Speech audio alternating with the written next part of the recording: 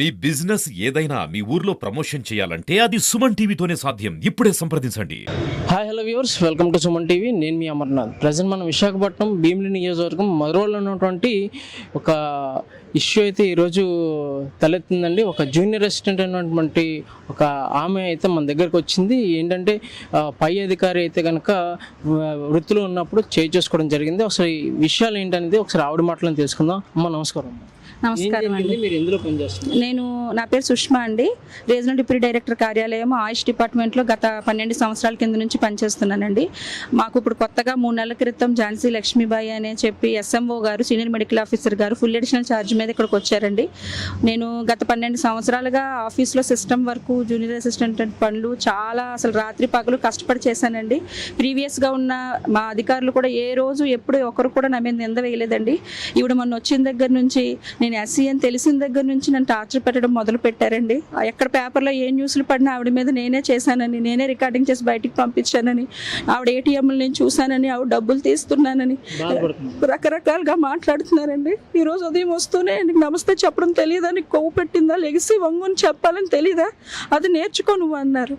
అంతర్గత ఎందుకు మేడం అలా అంటున్నారు, మీరు నన్ను అలా అనడం భావ్యం కాదంటే, నువ్వు నన్ను ఇబ్బంది పెడుతున్నావు, నా రికార్డింగ్లు బయటికి పంపిస్తున్నావు, నీ వల్లే అంతా జరుగుతుంది, నువ్వు ఇలాగా అలాగా అంటే నేను ఏడ్చుకొని బయటకు వచ్చి, నాకు కొడుకున్నాడండి, వాడి గురించి మా అత్తగారితో ఫోన్లో మాట్లాడి నేను రిటర్న్ వెళ్ళి లంచ్, అప్పటివరకు అందరూ ఉన్నారు, లంచ్ కోసం బయటకు వచ్చారు, నేను లంచ్ చేద్దాం, ఆవిడ ఎదురుగానండి నా సీటు, నేను లంచ్కు బయటకు వస్తుంటే బయట వీపు మీద గట్టిగా కొట్టి నన్ను, ఈ రోజు నుంచి నీకు ఇలాగే ఉంటే టార్చరు, నువ్వు నీ SC ST డాక్టర్లు అందరూ కలిపి నన్ను ఇబ్బంది పెడతారా, నా మీద కుట్ర పడతారా, ఈ రోజు నుంచి ఉంది చూడు నీకు టార్చర్ అని చెప్పి నన్ను కొట్టి, ఆవిడ బయటకు వచ్చి జబ్బకి జాకెట్ ఇలా లాగేసుకొని నాకు ఎర్రగా అయిందని నేను కొట్టానని తోటి ఎంప్లాయీస్ దగ్గర చెప్పి ఏడ్చినట్టు బిహేవ్ చేస్తున్నారండి. ఆవిడ నన్ను కొట్టారు, నన్ను నిందించారు, కులదోషంతో దీంతో నన్ను కులం అని చెప్పి నన్ను బాధ పెట్టి బయటకు వచ్చి నన్ను ఇబ్బంది పెడుతున్నారండి. మీరు అందరూ అది గమనించి నాకు న్యాయం చేయాలి. ఆవిడ వచ్చి ఎన్ని రోజులు అవుతుందమ్మా ఇక్కడికి? ఆవిడ నవంబర్ నెలలో వచ్చారండి. SMOగా వచ్చారా? రీజనల్ డిప్యూటీ డైరెక్టర్ SMO అండి ఇక్కడ KGH లో. ఇక్కడ FAC మీద ఆవిడకి సీనియారిటీలో ఆల్రెడీ FAC ఇచ్చారండి. వచ్చి ఎన్ని రోజులు అవుతుంది? ఆవిడ వచ్చి నవంబర్లో వచ్చారండి. మీరు ఇప్పుడు ఏం చేస్తున్నారు? నేను 12 సంవత్సరాల నుంచి చేస్తున్నాను సార్. 2012 జూన్ 25 నుంచి చేస్తున్నాను సార్.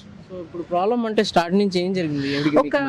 ఏమీ లేదు సార్, 3 months నుంచి నేను వర్క్ చేస్తున్నాను. ఆవిడ దగ్గర కూర్చోబెట్టుకుని ఆవిడ వర్క్లన్నీ నాతో చెప్పించి, నాది కాని పని కూడా ఆవిడ ఎక్కడ ఇబ్బంది పడతారు, ఆవిడకి అడ్మినిస్ట్రేషన్ తెలియదని చెప్పి దగ్గరుండి నేను మేడం లెటర్ కొడతాను, మేడం నేను ఈ పని చేస్తాను మీకు, నేను వర్క్ చేస్తే తిరిగి నన్నే దూషించారండి. ఒక రోజైతే నువ్వు ఇలా వర్క్ అంతా నెత్తి మీద పెట్టుకొని చేస్తున్నావు, నువ్వు నీ కాలో చెయ్యో పడిపోతే మేము వర్క్ ఎలా చేస్తాము, మా ఆఫీస్లో ఉన్న ప్రతి ఒక్కొక్కరికి ఎంప్లాయీకి నువ్వు చేసే పనులన్నీ నేర్పి అంటే అదేంటండి అలాగంటారు, నేను పిల్లలతో ఉన్నానంటే ఆవిడ అన్నది. రాత్రి నాకు ఎందుకో అనిపించింది, తెల్లారే నీ చేతులు కాళ్ళు నువ్వు పని చేయమంటే పక్కన ఉన్న ఎంప్లాయీ అన్నారు, రాత్రి ఇంటి దగ్గర ఉన్న చేసేస్తుందండి ఆవిడ అని అంటే ఆవిడ అన్నారు, రాత్రి కాదు అసలు లెగలేకపోతుందంటే బెడ్ నుంచి నాకు అలాగ అనిపించింది అని చెప్పి అలాంటి మాటలతో మనిషిని క్రిటిసైజ్ చేయడం చాలా బాధ అనిపిస్తుందండి. సో మీ ఫర్దర్ యాక్షన్ ఏంటి, ఏం చేద్దాం? నేను మరి ఆవిడ నాకు హై ప్రొఫైల్ ఉంది అలా ఇలా అంటుంటారు, నాకైతే ఎవరు తెలీదు. నేను మరి ఇప్పుడు ఇలా చెప్పిన మనిషి నేనే కొట్టానని చెప్పి తిరిగి మళ్ళీ నా మీద ఏమన్నా తీసుకొస్తారని చెప్పి ముందుగానే నేను 102కి ఫోన్ చేశానండి. చేశాను, వాళ్ళ దగ్గరికి కూడా వెళ్తాను, వచ్చారండి, రమ్మంటున్నారు, వెళ్తాను, వెళ్ళి నా వైపు ఏం జరిగిందో వాళ్ళకి చెప్పేసి వస్తాను. సో ఇదేంటి పరిస్థితి, ప్రజెంట్ ఒక ఆడపిల్ల బయటకు వెళ్ళి పనిచేయడమే కష్టంగా మారిన పరిస్థితి. అందులోని పై అధికారులు కూడా ఇటువంటి భారాన్ని మోపితే ఒక సగటు ఆడమనిషి ఎలా పనిచేయగలదని ఆవిడ ఆందోళన అయితే కనుక మనకు అర్థమవుతుంది. కెమెరామెన్ శ్రీనుతో అమర్నాథ్, విశాఖపట్నం, భీమిలి.